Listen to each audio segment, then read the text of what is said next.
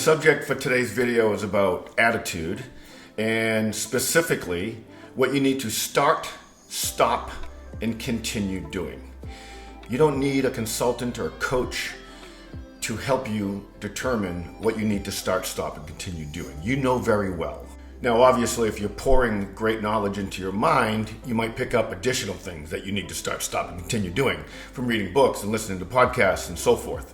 I was recently listening to a John Maxwell book. I like to listen to books while I work out. I believe that if you're always listening to music while you're doing things, you're listening to chewing gum to the mind, and you can use that time productively and proactively. But in Attitude 101 by John Maxwell, he points out that people become inspired by their peers and that they adopt the attitudes of the people they spend the most time with, often picking up on their mindsets, their beliefs, and their approaches to challenges. And then he brings up the story of Roger Bannister as an example of how attitudes compound. In the first half of the 20th century, many of the sports experts believed that no human being could run a mile less than 4 minutes. And for a long time, they were absolutely right. No one could. And then on May 6, 1954, a British runner and a university student, his name was Roger Bannister, did it in 3 minutes and 59.4 seconds.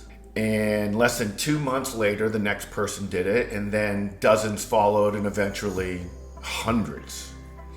So I ask you to contemplate this. Did their skills miraculously leap forward? Did they get better? Did their muscle and their reflexes change overnight? No. What's the one thing that changed? It was their mindset.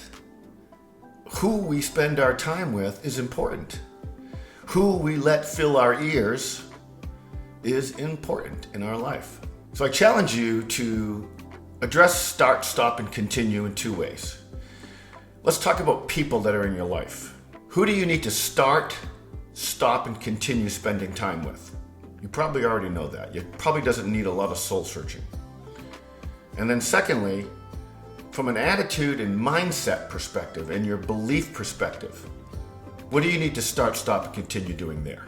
We know that is the only thing that needs to change in our lives in order to pave the way for whatever it is that we want in our life. It's not that you have to obtain some new skill. It's attitude. Start, stop, and continue your influence of people. Start, stop, and continue your belief system, your mindsets. Challenge you to do that today. Thank you for your time.